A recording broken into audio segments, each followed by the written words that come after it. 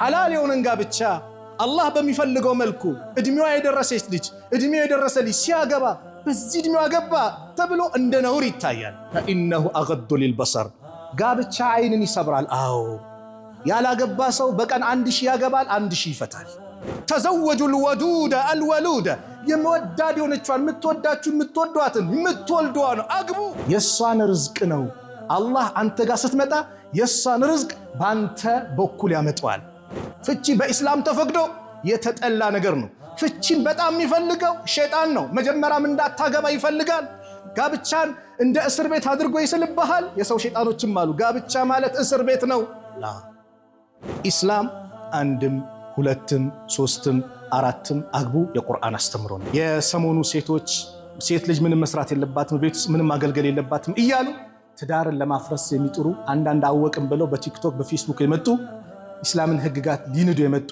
ሰዎች አሉ የነሱ ተከታይ እንዳትሆኑ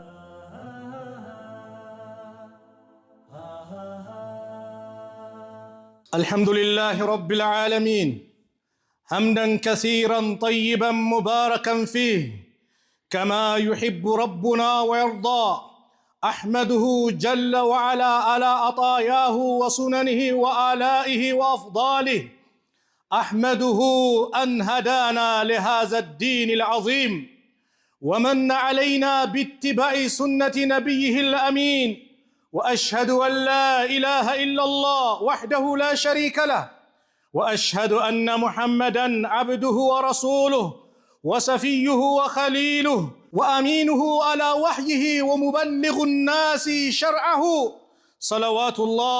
صلوات ربي وسلامه عليه وعلى آله وصحبه أجمعين ومن تبعهم بإحسان إلى يوم الدين أما بعد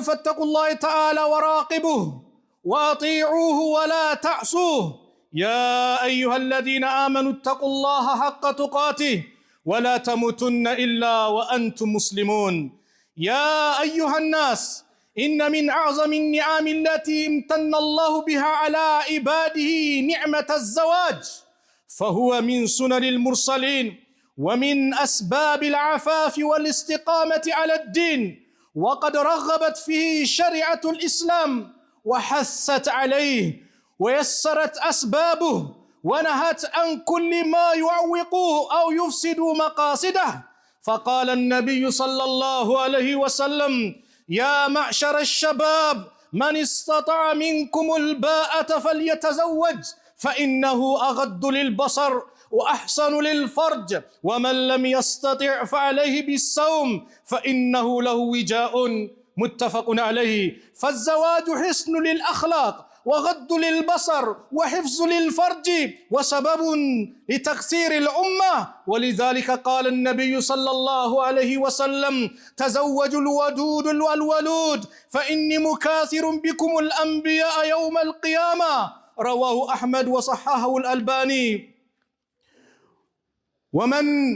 ومن تأمل واقع المجتمعات أدرك ما يترتب على تيسير الزواج من مصالح العظيمة وما ينشأ عن تعسيره من مفاسد وآثار سيئة ولهذا كان من الواجب على الآباء والأمهات وأولياء الأمور أن يعينوا أبنائهم وبناتهم على الزواج وأن يبتعدوا عن المبالغة المهور والتكاليف التي تحول بين الشباب وبين تحقيق هذا المقصد الشرعي العظيم وإذا تم الزواج فإن السعادة الزوجية تبقى مطلبا نفيسا لكل زوجين ولا تنال إلا بحسن العشرة وطيب المعاملة والرفق والرحمة وبقيام كل واحد من الزوجين بحقوق الآخر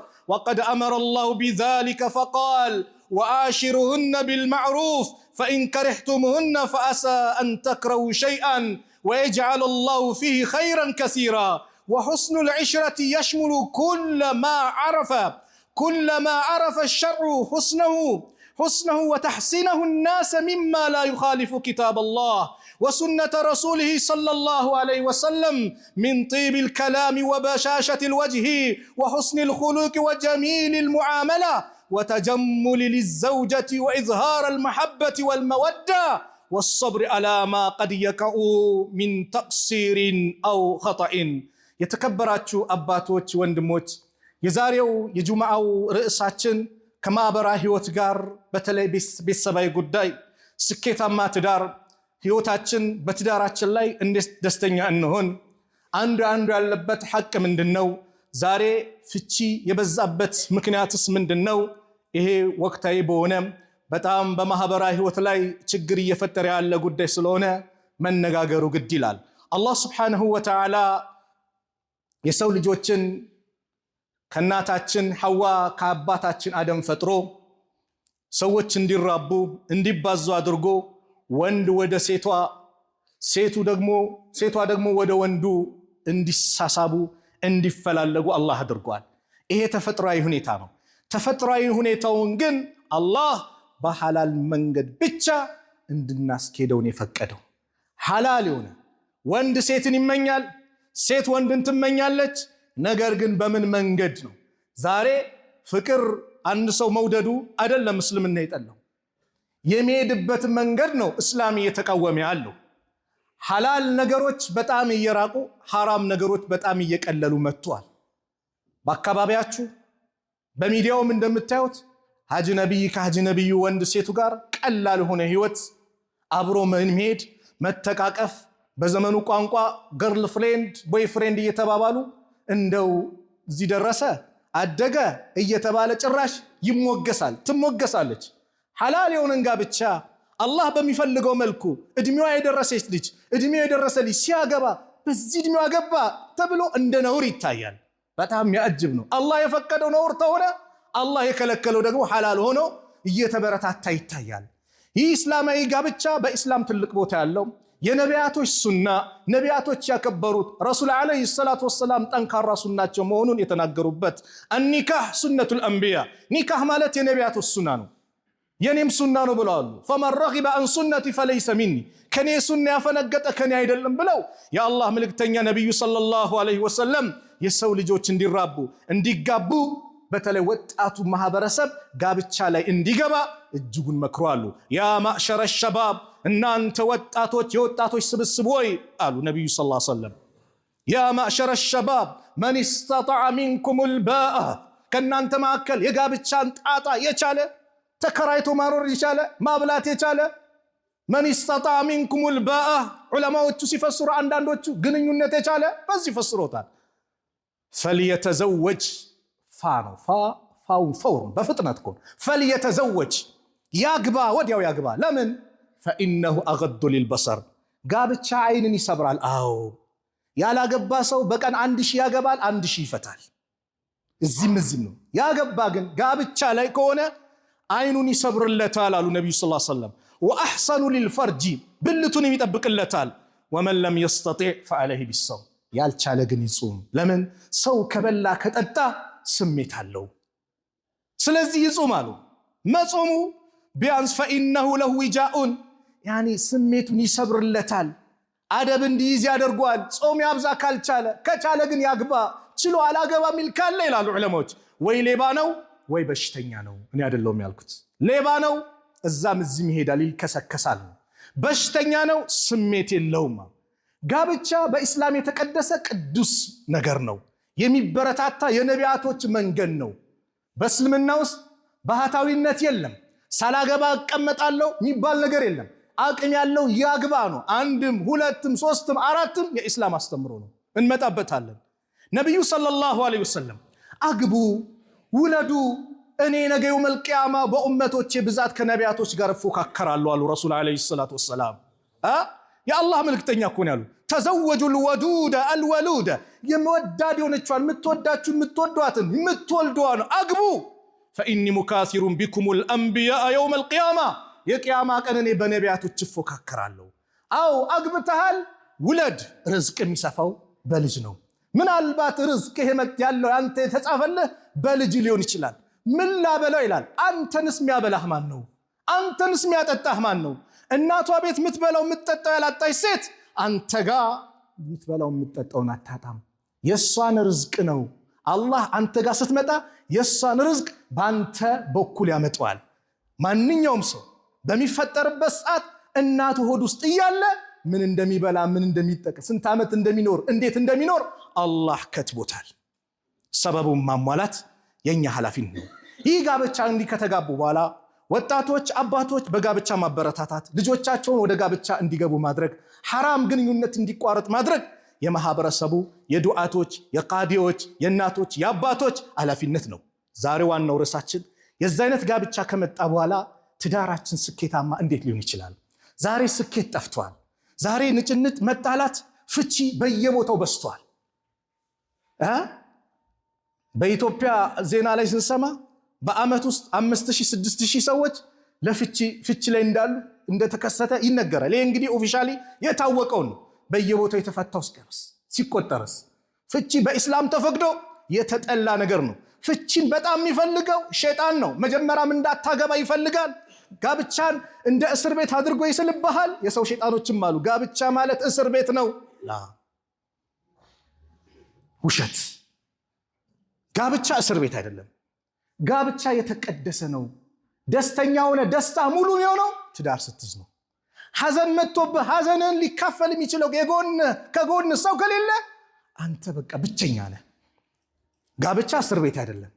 ጋብቻ ማለት ልጆችን አላህ ርዝቆ ሰጥቶ ምን የምታደርግበት ነው። ነገ ከሞትክ በኋላ አንተን የሚያስታውሱ ልጆች የሚገኙበት ትልቁ መድረክ ነው። ስለዚህ ይህ ጋብቻ የተስተካከለ እንዲሆን ምን እናድርግ ከተባለ የመጀመሪያ ወንዱም ሴቱም በሚያገባበት ሰዓት ላይ ሷሊህ የሆኑ ሰዎችን መፈለግ ነው። ሷሊህ ወንዷም ሷሊሁን የምትፈልግ ሴቱም ሷሊሁን ይፈልግ። እሷም መልካሙን ትፈልግ፣ አንተም መልካሙን ፈልግ። ለምን? ለነገ ለልጆቻችሁ መልካም ሆነው እንዲያድጉላችሁ ዛሬ ትዳሩ የተስተካከለ መሆን አለበት። አሐዱ ሰለፍ ምን ይላሉ ለልጆቻቸው? እኔ መልካም እኮ የዋልኩላችሁ እናንተ ከመወለዳችሁ በፊት ነው አሉ። እንዴት ሲሉ እናንተ መልካም እንድትሆኑ ሷሊህ ሴት መምረጤ ለእናንተ ውለታ ነው። አዎ አልመርአቱ ሷሊሃ መልካም ሴት ማለት ዱንያ ላይ ካሉ ኸይር ነገሮች አንዷ ናት አሉ ረሱል ዓለይሂ ሰላቱ ወሰላም። መልካም ሴት ኸይሩ ኒሳ በጣም ምርጥ ሴት ማለት አለቲ ተሱሩሁ ኢዛ ነዘረ ሲያት ምታስደስተው፣ ወቱጢዑሁ ኢዛ አመረ ሲያዛት ምትታዘዘው፣ ወላ ቱኻሊፉ ፊ ነፍሲሃ ወማሊሃ ቢማ የክረሁ በሚጠላው ነገር በነፍሷን በገንዘቧ ላትቃረነው ብለው ነቢዩ ሰለላሁ ዐለይሂ ወሰለም የመልካምን ሴት በዚህ መልኩ የአላህ መልእክተኛ ነብዩ ሰለላሁ ዐለይሂ ወሰለም ተናግረዋል። መልካም ሴት ማለት ባሏ ተቸግሮ ንግድ ከስሮ የሆነ ጭንቀት መጥቶበት ሲመጣ አብሽር አላህ ለኸይር ነው የተሻለ ይመጣል ብላ ምታበረታታ የባሏን ጭንቀት የምታስወግድ እናታችን ኸዲጃን እንመልከታ። ነቢዩ ሰለላሁ ዐለይሂ ወሰለም የመጀመሪያው ወህይ የወረደ ጊዜ ያ ወህይ የመጣ ጊዜ በጣም ጨንቋቸው ነበርና ረሱልን ዓለይሂ ሰላቱ ወሰላም እናታችን ኸዲጃ ምን አለች?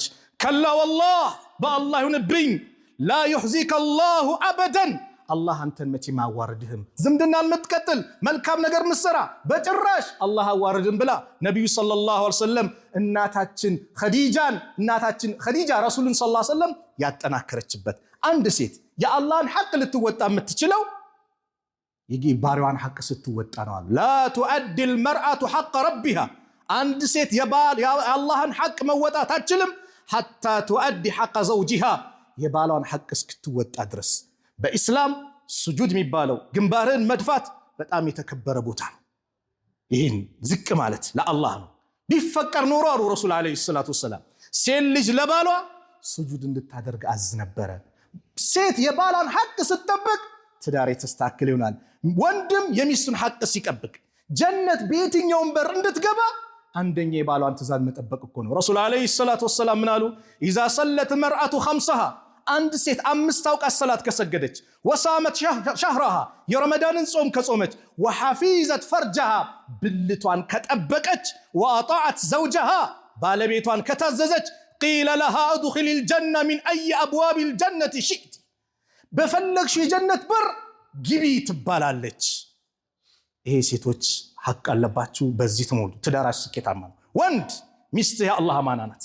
ከአላህ በኩል የተሰጠህ ትልቁ አማና ነው። አማናነት ማለት ከባድ ነው። ከአላህ በኩል የተሰጠን አማና አንዴ ተቀብያለሁ ብለህ እሷ ላይ በላ እንዳታመጣ፣ እሷ ላይ እንዳታሰቃይ። ተንከባከባት። አባቷ እንደሚንከባከባት፣ ወንድሟ እንደሚንከባከባት ከዛ የበለጠ አማና ነው። ቤተሰቦቼ ዘመዶቼ ይቅሩብኝ አንተ ጋር ብላ መጣለች፣ ልትንከባከባት ግድ ይላል። ላ የፍረክ ሙእሚኑን ሙእሚነተን፣ አንድ ወንድ ሙእሚን ሴትን እንዳይጠላ። ኢንከሪሃ ሚንሃ ኹሉቀን፣ የሆነ ባህሪ የሚጠላ ካላት ረዲያ ሚንሃ አኸር፣ ሌላ የሚወደዳላትና ሙሉ ለሙሉ እንዳይጠላት። ሌላ ሐቋ ዝናብ እየመጣ ስለሆነ እያፈጠንኩት ነው። ሌላ ሐቋ የሴት ውጪ ላይ እንዳታከርፏት። እቺን በደላይ በደንብ ስሙ። እቺን በደንብ ስሙ። የሴት አንድ ባል በሚስቱ ላይ ያለው ሐቅ እንደውም ሰሃቢዩ ነው ጠይቆ እኛ በሚስቶቻችሁ ላይ ማ ሐቁ ዘውጀቲ አሐዲና ዐለይህ ብሎ ሲጠይቃቸው አን ቱጥዒመሃ ኢዛ ጠዒምተ፣ ከበላሁ ልታበላት። ጥብስ ክትፎን ምኑን እየበላ እቤት እሷን ሽሮ እንዳታበላ ማለት ነው። ከበላሁ ልታበላት። ሰው ጋብዞህ ከሆነ ሰው ጋብዞህ ነው። በራስህ ግን ሰው እየጋበዝክ እቤት በሽሮ በምን ታረጋቸው ካል አሁን ዘመን ላይ አለ አይደል? ካለ ግን ይጠንቀቅ። ወተክሱሃ ኢዛ እክተሰይተ፣ ከለበስክ ልታለብሳት ነው አሉ። ወላ ተድሪበል ወጅሃ፣ ፊቷን እንዳትመታ። አላህ ይዘንልን። ዛሬ ቦክስ የሚሰነዝር የለም የሚደበድብ የለም። ፊቷን እንዳትመታ የተከበረ ነው። ወላ ቱቀብህ፣ አስጸያፊ ስድብም እንዳሰድባት። ወላ ተህጁር ኢላ ፊል በይት፣ እቺ ነጥብ ያዟት። እቤት ውስጥ እንጂ እንዳታኮርፋት። ከቤት ውጭ የምታኮርፋት ከሆነ በመሐከላችሁ የእናንተን ልዩነት የሚፈልግ ሰው ካለ ጣልቃ ይገባል። ማኩረፍ ቤት ይሁን ውጪ ላይ ሰላም እንደሆንክ ማድረግ ነው። ነፈቃ ላይ የሚሰጥ ነገር ላይ መስጠት ምን ማለት በአንተ ላይ ይጠበቅብሃል። ኢማንህ ሙሉ ሊሆን የሚችለው ስነ ምግባር ሲያምር ነው። በጣም ምርጥ ሰው ማለት ለሚስቱ ምርጥ የሆነ ነው ብለው የአላህ መልእክተኛ ረሱል ዓለይሂ ሰላቱ ወሰላም በሐዲሳቸው ነግረውናል። ዱንያ መጠቀሚያ ናት፣ ከመጠቀሚያ መልካም ነገር ማለት መልካም ሴት ናት ብለው ረሱል ዓለይሂ ሰላቱ ወሰላም ነግረውናል። أقول ما تسمعون وأستغفر الله العظيم لي ولكم ولسائر المسلمين من كل ذنب فاستغفروه إنه هو الغفور الرحيم. فضل الجمعة لا يخفاك، كهف وضياء ناداك، وعلى الهادي صلاة تسمو بك عما يشغل دنياك.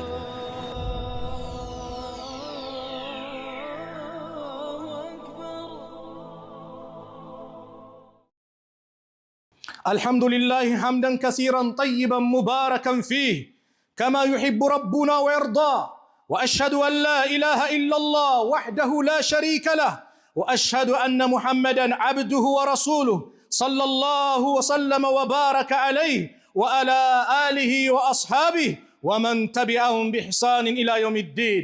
أما بعد، فإن من أهم ما يحفظ الحياة الزوجية ويزيدها قوة واستقرارا حفظ الأسرار بين الزوجين. تلقوا يتدار سكيت عنده صدار كم يتبقبت مسترن متبابك نو. يمستهن قبنا شفن، يبالشن قبنا شفني. بمن الملكو سونتوا لا اندي اللبات لا انت سايتشن سونت لا ليلا أكل مجلس كباد وانجلو. አንቺም ባልሽን ሱብሃንአላህ ህፍረተ ገላን እኮ ሚስት የባሏ መመልከት ትችላለች፣ ባል የሚስቱን መመልከት ይችላል። እናት አባት ማይመለከተው አላህ ሁነ ሊባሱን ወአንቱም ሊባሱን ለሁነ፣ አንዳችሁ ለአንዳችሁ ልብስ ናችሁ ብሎን። ልብስ ማለት የሚሰትር ነው። ገበናችሁ የምትሸፋፈኑ እርስ በራሳችሁ የምትረዳዱ መሆን አለባችሁ እንጂ አንዱ አንዱን የሚስቱን ገበና ሊያውጣ አይገባም። በግንኙነት የሚሆን እንዲናት ማለት የለበትም። የሆነች ነገር ካወሩ ሚስጥር መጠበቅ። የአላህ መልእክተኛ በዚህ ጉዳይ ምን እንዳሉ ስሙ። ረሱል ዓለይሂ ሰላቱ ወሰላም ከባድነቱን ሲገልጹ ሲያስጠነቅቁ የአላህ መልእክተኛ ነቢዩ ሰለላሁ ዐለይሂ ወሰለም ኢነ ሚን አሸሪ ናሲ መንዚለተን የውመል ቂያማ፣ የቂያማ ቀን ከሰዎች ሁሉ መጥፎ የተባለ ሰው አረጁሉ ዩፍዲ ኢላ ኢምራቲሂ ወቱፍዲ ኢለይሂ፣ አንድ ሰው ወደ ሚስቱ የሆነ ሚስጥር እንትን ይላል፣ እሷም ወደ እሱ እንትን ትላለች። ثم ينشሩ ሲራሃ፣ ከዛ የሷን ሚስጥር ለሌላ ሰው የሚያወራ። አንዳንዷን እንደዚህ ብሎ የሚስቱን ገበና የሚያወራ። ይሄ ከባድ ነው። በባልና ሚስት ያለን ሚስጥር መጠበቅ ግድ ነው። የመጨረሻው መልእክቴ ኢስላም ትዳሩ እየፈረሰ ካለበት ነጥብ ኢስላም አንድም ሁለትም ሶስትም አራትም አግቡ የቁርአን አስተምሮ ነው። ወደ ኋላ ምንበት ምንሸማቀቅበት ጉዳይ አይደለም። ሰዎች እንዲህ ይላሉ። በአንድ ወቅት ስለ በሽታ ሲነሳ 2 3 እያለ ምና 4 ያገባ ጉንፋን ያዘው ታይቷል እንዴ? ይሄን አላህ በሐላል መልኩ ስታገባ አንተን ይጠብቅሃል። በሐራሙ እኮ እዛም ስልትከሰከስ በሽታ ላይ ወደቀ ብዙ አለ በሐራም ከሆነ። በሐላል ግን አላህ ነው ጠባቂው። አንድም ሁለትም ሶስትም ያልቻለ አንድም ይጹም ነው የተባለው። ነገር ግን ዛሬ ትዳር እየፈረሰ ካለበት አንድ ወንድም ሆነ አቅም አለኝ ብሎ ሲያገባ እህቶች እንዴት ያው ላትደሰት ትችላለች። ተፈጥሯዊ ነው። እዚህ ጋር ማንም እንዲደሰት ማንም እንዲከፋ አይደለም። የአላህን ህግጋት ነው የምናወራው። ትቆጭና ትከፋና ፍቺ ትጠይቃለች። ፍቺ የምትጠይቅበት መንገድ ደግሞ ያለ አግባብ ነው። በምን አይነት መንገድ ሄዳ ሸሪዓ ፍርድ ቤት ሳይሆን ዓለማዊ ፍርድ ቤት ሄድና ትፈረዳለች። ከዛ የሆነ ገንዘብ ትከፈላለች። የማይመጥናትን ህይወት ትኖራለች። ትዳር ወጣቶች የሷን ገንዘብ ለመፈለግ ብሎ እንወድሻለን ያለ ሀያቷ የሚያበላሹባት በጣም ብዙ አለና ወንዶችም ስታገቡ ፍትሃዊ ሆኑ። 2 ሚስት ኖሮት አንዷ ላይ የሚያጋድል ከሆነ ነገው መልቂያማ በአንዱ ጎኑ ይነሳል ብለው የአላህ መልእክተኛ ነብዩ ሰለላሁ ዐለይሂ ወሰለም ነግረውናል። በዚህ እንጠንቀቅ ለማለት ነው። የሰሞኑ ሴቶች ሴት ልጅ ምንም መስራት የለባትም ቤት ውስጥ ምንም ማገልገል የለባትም እያሉ ትዳርን ለማፍረስ የሚጥሩ አንዳንድ አወቅም ብለው በቲክቶክ በፌስቡክ የመጡ ኢስላምን ህግጋት ሊንዱ የመጡ ሰዎች አሉ። የነሱ ተከታይ እንዳትሆኑ ሴቶችም ፈተቁላህ ኢባደላህ واحفظوا بيوتكم واقيموا حياتكم زوجية على المودة والرحمة وحسن العشرة وأدوا الحقوق التي أوجبها الله عليكم لتسعدوا في دنياكم وتفوزوا برضا ربكم في أخراكم. هذا وصلوا وسلموا على من أمرتم ثم الصلاة والسلام عليه. قال تعالى إن الله وملائكته يصلون على النبي يا أيها الذين آمنوا صلوا عليه وسلموا تسليما. وقال الرسول صلى الله عليه وسلم من صلى علي صلاة صلى الله عليه بها 10. اللهم صل وسلم وبارك على عبدك ورسولك محمد. وارض اللهم عن الخلفاء الراشدين أبي بكر وعمر وعثمان وعلي وأمهات المؤمنين والصحابة أجمعين وأتباعهم بإحسان إلى يوم الدين. اللهم أعز الإسلام والمسلمين وأذل الشرك والمشركين ودمر أعداء الدين واجعل هذا البلد آمنا مطمئنا رخاء سخاء وسائر بلاد المسلمين. اللهم اغفر للوالدين اللهم اغفر لنا ولوالدينا ولجميع المسلمين يا غفور يا رحيم. اللهم فرج هم المهمومين من المسلمين ونفس كربهم وعاف مبتلاهم واقض الدين عن المدينين منهم واشف مرضاهم وارحم موتاهم. ربنا آتنا في الدنيا حسنة وفي الآخرة حسنة وقنا عذاب النار. عباد الله إن الله يأمر بالعدل والإحسان وإيتاء ذي القربى وينهى عن الفحشاء والمنكر والبغي يعظكم لعلكم تذكرون. فاذكروا الله العظيم جليل يذكركم واشكروه على نعمه يزدكم ولذكر الله أكبر والله يعلم ما تصنعون. أقم الصلاة.